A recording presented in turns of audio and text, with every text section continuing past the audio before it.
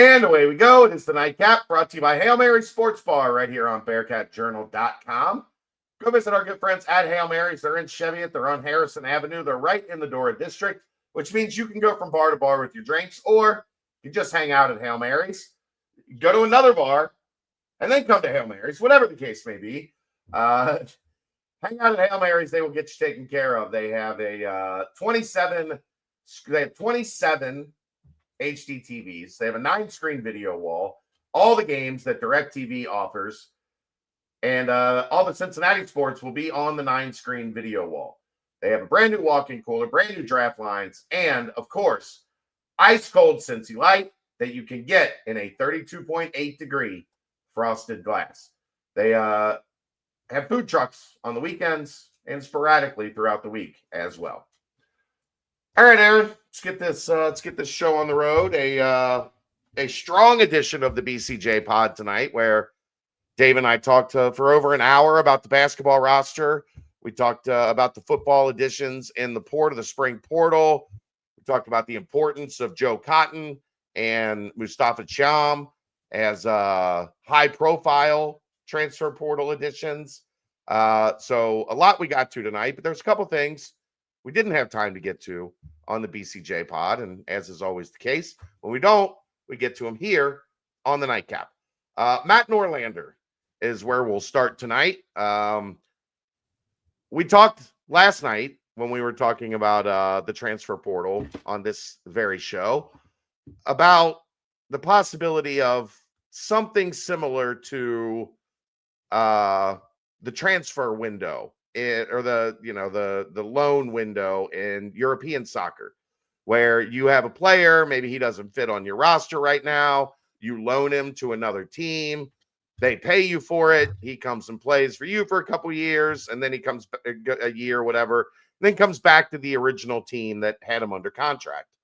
Ron Killings, who is Dwayne Killings, who is the head coach at Albany, had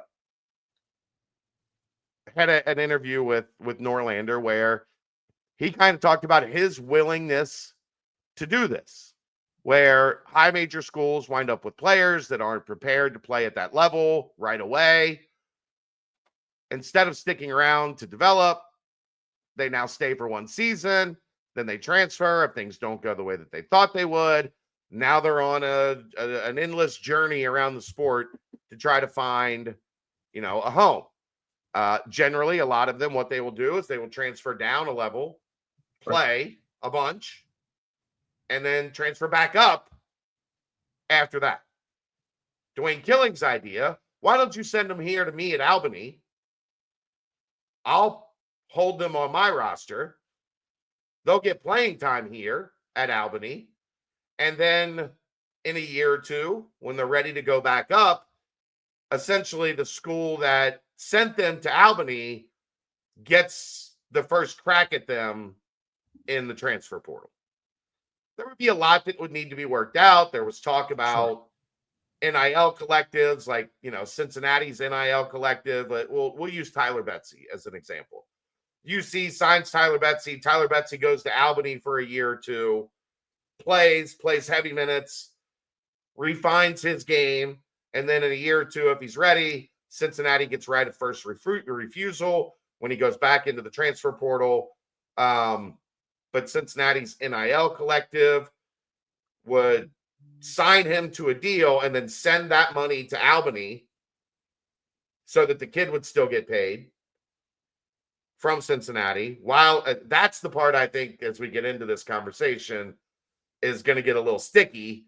But I don't know that it's a perfect plan, Aaron, but at least some of these coaches at the lower levels are starting to think outside the box on what the hell they're going to do to solidify their future in this sport right now. Yeah, because the mid-majors are getting gutted by everyone at the top. If you have a guy who does anything for you, if he's averaging over 15, he's probably going to... 11, anything in double digits. Every guy and every double-digit scorer in mid-major basketball went into the portal, Aaron. All of them. Every single one. I understand the idea of the buyout probably a little bit more. That seems cleaner than any and all of this, because what you would run into is how much do you trust this other school that you're sending this kid to? If it doesn't work out after 1 year with, again, we'll just use Albany as this example, and the coach is fired, are you in on the coaching search? Is your voice heard in part of that?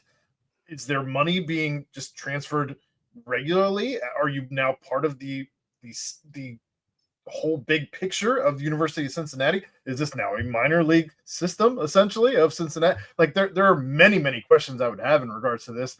First of all, finances being probably the biggest thing, because what is Albany out in any of this? Right now, it sounds like you're just getting better talent for no cost and reaping somebody all of the else's rewards. dime, yeah. Yeah.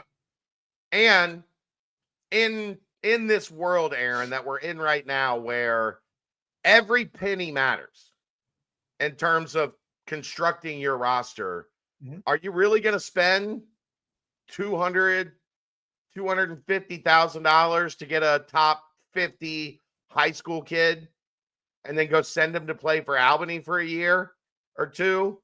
Good luck getting your donors to sign off on that. Yeah, well, it's for the betterment of the long term, because he would have just come here. And here's where I think they're right. We were going to pay this kid $250,000 to sit on our bench, not play, and then transfer at the end of the year. Right. So at least we're giving him an opportunity to do something for that $250,000. But my point being, when every penny matters, that could be, if hypothetically speaking, Jalen Celestine, you paid $1 million for him. This is hypothetical, but somebody else wants to pay $1.25 million for him. Well, you would have that $0.25 million, but instead you got a high school kid that's going to Albany that's not going to play for you, that's going to get that $250,000, and you're not going to get a guy that's going to be in your rotation because somebody outbid you by that $250,000. That's where I think if you're a high major coach, you're like, I like this in theory, but I need every penny of that money that my university is providing for me to build my roster right now. Well, and you don't know that coach is necessarily going to run his rotations the way that you want them to be run. So you don't know that kid's going to necessarily get. Are you making those concessions? We'll give him 25 minutes. He's going to start. You don't know that any of those things are going to be happening, which, again, that's just another complication in all of this. If they're not part of the hiring process, if they're not part of the planning process for the season. So it gets really sticky as far as how much would you even be in control of your own program if you're Albany, and how much control would you have of that other program if you're Cincinnati in this entire hypothetical. Right. Well, what if you go through the first 10 games and that guy's not worth 27 minutes? He's only worth 16 minutes. Mm-hmm. Do you have the freedom now to drop him to 16 minutes? Because if you drop him to 16 minutes, that high major coach that's paying $250,000 of the money he's supposed to be using on his roster to stash this guy with you is now calling you and going, hey, man, I gave you a top 50 kid. How's he developing with 16 instead of 27? Yeah, it's right. It's messy. As opposed to the buyout thing that we had discussed last night a little bit, where you would just pay a school to take their kid. Yeah, you've got the kid. I want the kid. Here's a buyout for whatever his contract was, or whatever the case may be. But that, again, it's very hard to be doing things like that, and for the kid not to be recognized as an employee or part of collective bargaining or a players union or any and all of that. But yeah, you're buying and selling players at that point in time. Absolutely. Which, without being an employee with collectively bargained limitations, probably comes off the wrong way. That's fair to say. probably comes off the wrong way. Not saying, just saying. Moving on. The other big thing tonight, the House case, the judge in the House case, for the better part of a month or so, has been saying you have to figure out the change in roster limits because there are kids that are basically going to be out of college sports altogether if this goes through. So college football is going to go from 85 to 105 scholarships. Everybody says, well, that's great, right? Well, sure. Where that's going to impact things is, as it currently stands, you're allowed 110 players or whatever it is. Those 25, 30 players are walk-ons, and they're on your team, but they're not on scholarship.